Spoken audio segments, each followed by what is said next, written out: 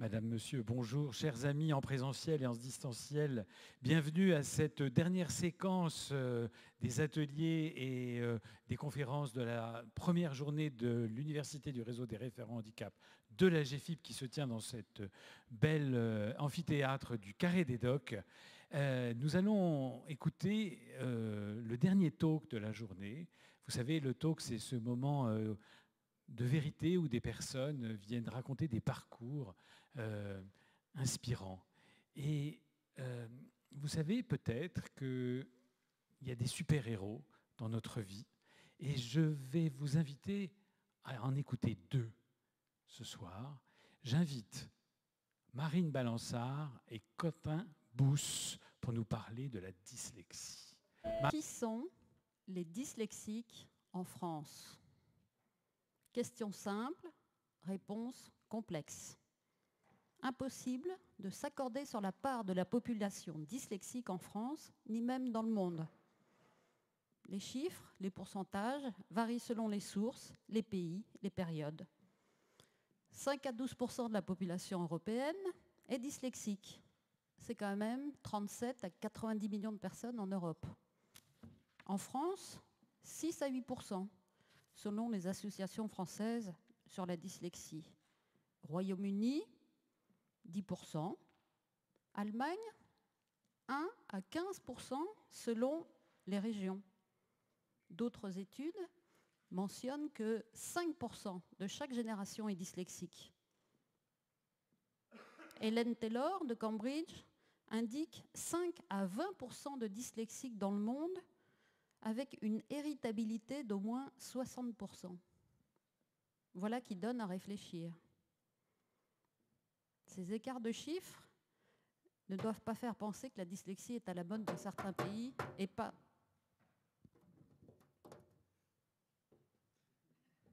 Le micro, c'est mieux. Je vous ai dérangé? Avez-vous bien tout compris de ce que Marine a dit? Avez-vous tout enregistré? Eh bien, mesdames et messieurs, bienvenue dans mon monde de dyslexie. Ce qui vient de se passer, c'est mon quotidien. Marine, qui n'est pas dyslexique, parle de nous, parle de moi, comme si je n'étais pas là. J'en veux à personne, mais c'est tout le temps comme ça, surtout en entreprise. Mais il faut bien avouer que l'on se cache.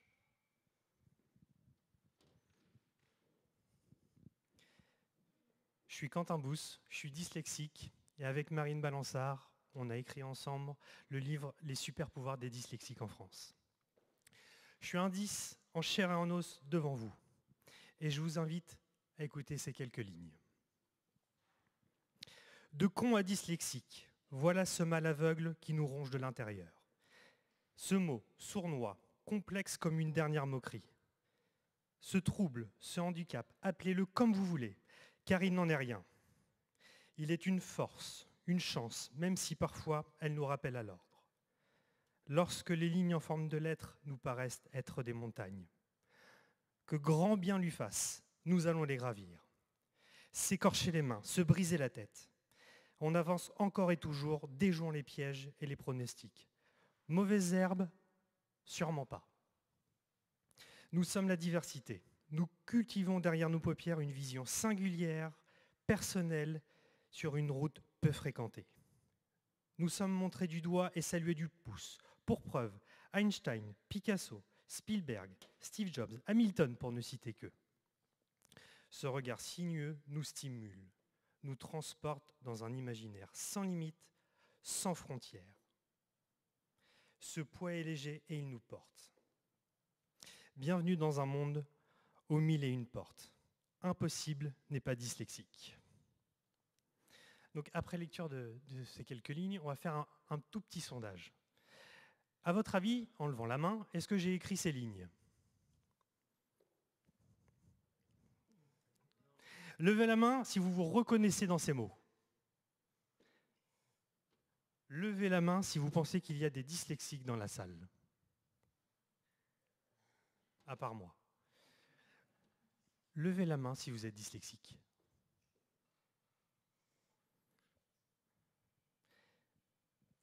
Ces mots, Quentin, c'est le chef Glenn Viel, 3 étoiles, qui les a écrits. Ce n'est pas de toi, mais ça parle de toi. Alors moi, je ne suis pas dyslexique. Mais alors pourquoi est-ce que je me suis laissée déranger par la dyslexie? Qu'est-ce que j'ai à faire là-dedans? Moi, je viens des salles des marchés. Moi, mon motto, c'est la performance, le résultat. Alors, qu'est-ce que ça fait dans la performance, la dyslexie? Eh bien, en salle des marchés, on a pris beaucoup de décisions très réussies, et puis on a eu beaucoup d'échecs dont on a essayé de ne pas trop parler. Kerviel, ça nous a un peu échappé, les subprimes, Lehman. Donc on en a pris des décisions. Et on en a réussi quelques-unes, mais on a quand même mis plusieurs fois la banque ou le système bancaire en péril. Qu'est-ce qui nous a manqué? La compétence, on l'avait. La motivation, on l'avait. La passion, on l'avait. On était très aidés, mais on pensait tous pareil. On était tous pareils. On parlait, ou parfois on se comprenait même sans se parler. Qu'est-ce qui nous a manqué? Un peu de singularité, un peu de différence, une autre façon de voir le monde, un petit quelque chose en plus. Cette singularité, on la trouve chez les dyslexiques. Alors peut-être qu'ils étaient dans la salle des marchés, d'ailleurs j'en suis sûre, parce qu'à l'époque personne n'a rien dit, mais depuis qu'on a écrit ce livre, j'ai reçu des messages du style « Un homme de 50 ans, managing director dans une grande banque en Asie. Marine, sans ma maman, je n'aurais jamais eu mon bac. Je n'ai plus jamais parlé après de ma dyslexie, et maintenant mon expérience parle pour moi. » Donc ils y étaient, on n'y a pas fait attention. Cette différence, elle dérange. Bien sûr qu'elle dérange. Mais finalement, au final, ça nous arrange. Parce que ça nous apporte autre chose. Être dérangé, ça fait du bien. Ça empêche de vieillir trop vite. Donc il faut chercher à être dérangé tout le temps. Quentin m'a dérangé dans sa façon de faire, de parler, de réfléchir. Mais il m'a sauvé la vie. Il m'a sorti de mes habitudes. Comment j'ai fait pour trouver une personne dyslexique pour écrire un livre? Impensable. Les mots sont leurs mots. Donc, les dyslexiques, ils sont là, mais on ne les voit pas. Quentin l'a dit, ils se cachent. Ils sont dans vos entreprises, ils sont dans vos organisations, vous ne le savez pas. Donc, j'en ai cherché. J'étais comme une entreprise qui cherchait à recruter. J'ai dû développer ma marque employeur, me rendre désirable, en quelque sorte. Et j'ai eu 4 ou 5 refus de personnes dyslexiques de coécrire un livre sur la dyslexie au travail. J'étais désespérée. Et je me suis même dit, après tout, s'ils ne veulent pas parler de leur spécificité, de leurs compétences, pourquoi moi, je m'embêterais à aller les chercher, à aller les convaincre? Mais dans un dernière possibilité, je suis partie de Paris à Rouen pour aller à une conférence sur les dyslexiques, en me disant, c'est la dernière fois. J'y vais, j'ai pris ma Golf, et j'étais à une conférence dont l'organisateur, qui était une start-up de Rouen, que je remercie et qui est dans la salle, m'a dit, je ne savais même pas si des personnes dyslexiques allaient venir à ma conférence. Je me suis assise, et à côté de moi, c'était Quentin. Il se passe que des choses bien en Normandie. Je suis normand, c'est facile. Pour Marine, c'était une dernière chance. Et pour ma part, écrire ce livre, c'était la dernière de mes idées. On va juste se remettre dans le contexte. La dernière fois que je sorte chez l'orthophoniste, avec une main bien sympa sur mon épaule, on me dit « Tu ne seras jamais un crack en orthographe. L'écriture pour toi, ça ne sera pas simple. » Alors pour moi, écrire un livre, c'était de l'ordre du fantasme. Ça m'était interdit. Imaginez que moi-même, j'ai du mal à me relire quand j'écris. Ça m'était interdit parce que je ne sais pas écrire sans une faute par mot. Ça m'était interdit parce qu'il est difficile de me faire comprendre à l'écrit. Ça m'était interdit parce que les lettres sautent comme de l'huile sur une poêle chaude. J'ai accepté car ma construction personnelle m'oblige, au vu de mes difficultés, de saisir toutes les opportunités. Et donc, comme dans tous les projets ambitieux, il y a eu quelques difficultés, Marine. Des difficultés, il y en a eu beaucoup. On a eu des problèmes de timing, un rendez-vous à une certaine heure qui était vécue différemment. L'heure, c'est relatif. C'était les vacances aussi. On a fait beaucoup de Zoom, beaucoup de réunions à distance. On a eu des problèmes de compréhension. On a eu des stress générés par des retards. Et j'avais mis, toujours dans un souci de performance, une échéance très courte. Donc j'avais moi-même créé mes propres difficultés. Ouais, comme l'a dit Marine, les difficultés, ça a été le travail à distance. Pour l'écriture de ce livre, on ne s'est jamais vu. Marine étant à Paris, moi vous l'aurez compris, je suis en Normandie, à Rouen, pas très loin du Havre. Ça a été vraiment compliqué.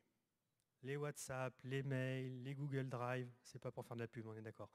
Mais pour moi, en tant que 10, ça a été extrêmement compliqué. Les autres difficultés, ça a été de retranscrire par des mots mes histoires, mes expériences, mes sensations, mon vécu. Bien évidemment, le bon vieux syndrome de l'imposteur était là. Pour moi, écrire un livre, c'était pas normal. Et aussi, ce qui a été compliqué, c'était de mettre de l'ordre dans mes idées. Mais il n'y a pas eu que des difficultés, il y a eu des bons moments, il y a eu de la joie aussi. La première joie, Quentin, c'est que quand je t'ai appelé une fois par Teams pour te dire que j'abandonnais ce projet, c'est Quentin, en vrai leader, qui m'a remonté le moral, alors que j'étais au bout du rouleau. Voilà, le livre est sorti, donc ça, c'est une première joie de surmonter ces difficultés. Les joies, c'est la simplicité du travail avec Quentin, l'authenticité. Et puis, je ne sais pas si ça vous est déjà arrivé de regarder une personne qui affronte ses difficultés, qui saute à pieds joints dans ses failles et ses vulnérabilités. Et c'est ce que j'ai vu chez Quentin. Et ça m'a permis moi-même de me reconnecter à mes propres vulnérabilités, celles que je ne voulais pas voir, mes propres failles. Et même, je vous dirais que je n'en ai plus peur. Parce que quand on les explore et quand on n'a pas peur de les regarder, eh bien, il en sort de la lumière. Ce livre, par exemple. Ouais, les moments de joie pour moi, ça a été déjà d'avoir été soutenu par Marine qui, quasiment toutes les semaines, me disait que j'étais capable. Ça a été aussi de savoir que je vivais un moment important de ma vie, écrire un livre. Ça m'a permis aussi de faire le point sur ma propre dyslexie. J'ai, durant ces mois d'écriture avec Marine, plus appris que ces dernières années. Et aussi, il y a une certaine fierté, c'est qu'on est les premiers à avoir écrit sur le sujet des 10 en milieu professionnel, dans les organisations, mais surtout avec ce point de vue positif. C'est vrai que je suis allé chercher quelque chose au-delà de mes capacités habituelles. Je me suis dépassé. Alors, est-ce qu'on a réussi, Marine ? Mais on a réussi, Quentin. On a super bien réussi. Et le message qu'on a ce soir, c'est que si nous, on a réussi, si on a abouti dans ce travail sur la dyslexie au travail, vous pouvez réussir dans vos entreprises. En fait, il n'y a rien qui vous arrête. Les personnes dyslexiques, la bonne nouvelle, c'est qu'elles sont déjà chez vous dans vos organisations. La deuxième bonne nouvelle, c'est que les recherches montrent qu'elles ont des compétences très particulières, une imagination incroyable, une capacité d'innover ou de résoudre des problèmes complexes avérés. Elles ont cet esprit aventurier. Beaucoup de grands explorateurs sont dyslexiques. Ils sont capables d'imaginer au-delà de ce que vous pensez, de même fabriquer le futur, de le penser et de vous l'expliquer. Ce sont les chercheurs qui le disent, hein, ce n'est pas moi. Donc vous les avez, qui veut se passer face aux défis qui nous attendent, le réchauffement climatique ou le dérèglement climatique, l'intelligence artificielle, les problèmes géopolitiques? Qui peut se passer de ce type de compétences? Vous savez que les services secrets anglais recrutent 30 à 40% de personnes dyslexiques pour ces capacités à distinguer des grandes tendances dans le bruit ambiant. Pour la surveillance du territoire britannique, c'est 30 à 40% de personnel dyslexique. Vous voulez vous passer de ces capacités? Pour les dyslexiques, j'aurais peut-être un petit message, Quentin. Faites savoir quelles compétences vous avez. Quentin le dit, vous avez peut-être, pour ceux qui le sont, une tendance à vous cacher ou à ne pas le dire. Vous avez d'énormes compétences, faites-le savoir, dites-le et donnez votre mode d'emploi à vos collaborateurs, managers. C'est le message qu'on a eu de toutes les entreprises avec qui on a discuté pour ce livre. Faites-le savoir et connaissez-vous vous-même, donnez vos compétences, vous en avez d'énormes. Bon, je ne sais pas si je vais arriver à la faire celle-là quand même. Alors pour conclure le talk, c'est un peu particulier. 5 minutes avant de commencer, on a reçu une enveloppe.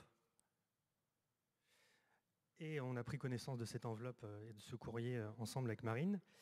Et en fait, c'est une lettre que j'ai écrite dans 20 ans. C'est une lettre que j'ai écrite à ma fille pour son premier jour de travail. Alors, je l'ouvre devant vous et je vais vous la lire.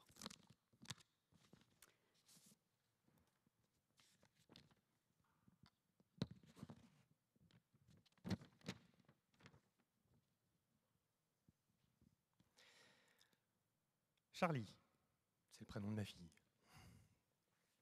Je t'écris cette lettre sur ce bout de papier pour t'encourager pour ton premier jour dans le monde du travail. Après avoir fait le choix de ton parcours de formation et professionnel, te voici à l'aube d'une carrière qui, j'en suis sûr, sera brillante. Ton moment me fait penser à un événement auquel j'ai participé il y a 20 ans. C'était un congrès où des professionnels du handicap se réunissaient tous les ans pour évoquer le sujet du handicap au travail. En écrivant ces derniers mots, je me rends compte que tu ne peux pas comprendre ce que je dis. Eh oui, ma chérie, c'était une période sombre où il fallait motiver, expliquer, contraindre les organisations à embaucher des personnes porteuses de handicap. Les dyslexiques comme moi étions reconnus seulement que depuis quelques années. Il faut que tu te rendes compte qu'à cette période, on licenciait des femmes car elles avaient des enfants autistes. J'ai même vu de mes propres yeux une collègue en fauteuil roulant qui n'avait aucun aménagement de poste et quand elle rentrait dans le bureau, la porte lui claquait au-dessus jusqu'à la blesser. Aujourd'hui, ce genre de comportement serait pris pour de la folie. Il me revient une autre histoire. Durant l'année 2024, un ministre avait été critiqué parce qu'il faisait des fautes d'orthographe du fait de sa dyslexie. Oui, en 2024, les dyslexiques, les neurodivers se cachaient. Ils avaient honte de ce qu'ils étaient. Ma chérie, il s'ouvre à toi un monde merveilleux où les opportunités sont sans limite. N'oublie jamais que la collaboration entre neurodivers et non-neurodivers fonctionne parfaitement. C'est un équilibre fragile car les vieux démons peuvent refaire surface. Aujourd'hui, en 2044, il n'y a plus besoin de loi. Chacun a compris l'intérêt de la diversité en entreprise, mais surtout de son immense importance pour le bon fonctionnement des organisations. Ton père qui t'aime.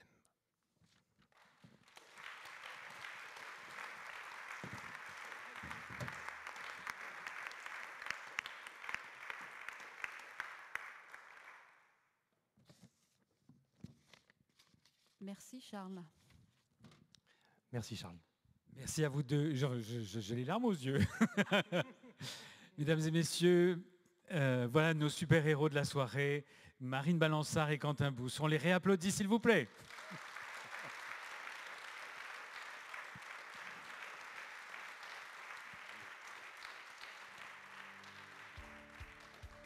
Voilà. Sorti aujourd'hui du bouquin, le premier jour du printemps. On est en jingle, il n'y a plus personne online là, c'est bon. Merci à Lily for Life pour la conférence à Rouen. Et merci à Quid que j'ai embêté. J'ai pleuré au téléphone quasiment.